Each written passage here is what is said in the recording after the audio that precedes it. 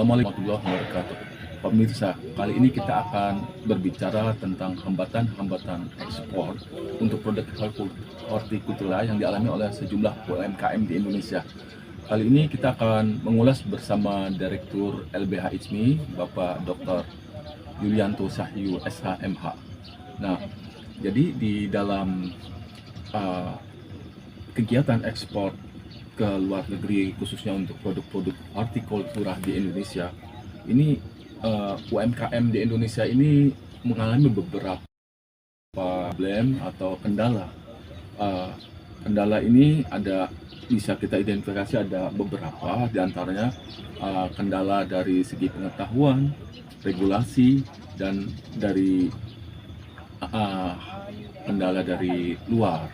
Nah, mungkin Pak Yulianto Sahyu bisa menjelaskan kendala-kendala yang dalam UMKM ini dalam perspektif hukum di Indonesia. Silakan Pak Yulianto Sahyu. Ya, tadi Pak Ito sudah menjelaskan ada kendala-kendala ekspor produk hortikultura.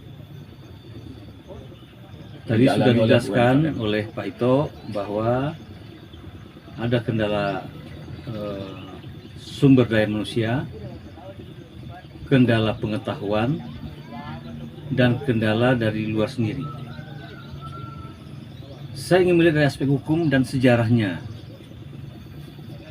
Mungkin ini sudah banyak dibahas oleh para ahli, terutama ahli pertanian, ahli ekonomi, tapi kami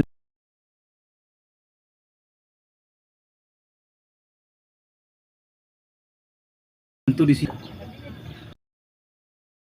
zaman penjajahan Belanda berdasarkan pasal 131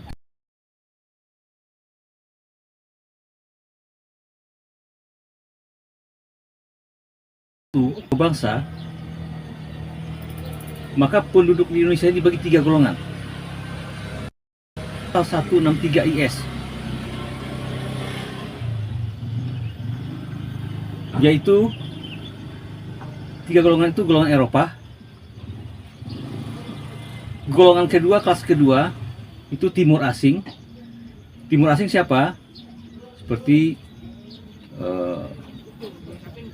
warga negara atau bangsa Tionghoa, bangsa India, bangsa Arab. Tapi ketika itu dari 3 itu kaum kolonial mungkin lebih dari kita baca sejarah lebih pendekatan perdagangan lebih kepada untuk ke luar negeri itu lebih banyak dipegang oleh timur asing dari bangsa Tionghoa. Dan ketika jadi bangsa Eropa itu hanya memerintah dan melalui VOC-nya untuk melakukan eksploitasi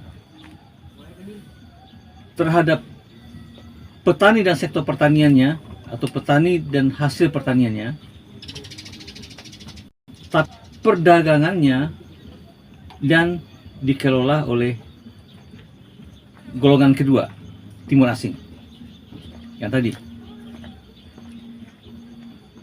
Berjalan ratusan tahun kemudian, setelah kita merdeka, ada suatu kelupaan bagi bangsa kita, baik zaman presiden pertama dilanjutkan presiden kedua,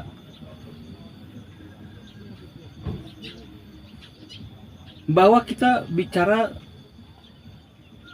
mengisi kemerdekaan hanya dari sisi-sisi formalitas. Kita lupa bahwa ketika kita sudah merdeka, sektor perdagangan ekspor impor, ekspor terutama, ya sekarang juga impor ya, karena kita masih dikendalikan oleh golongan kedua. Sampai saat ini ketika kita merdeka, pemerintahan agak lupa untuk melakukan pengalihan sektor ini, apakah secara bertahap atau bagaimana, ke golongan, setidaknya kalaupun tidak mengalihkan, berbagi kepada golongan ketiga. Sampai saat ini, jadi sektor ekspor impor itu sampai saat ini masih dipegang oleh golongan kedua, dan itu semenjak kita dijajah oleh Belanda. Sampai saat ini.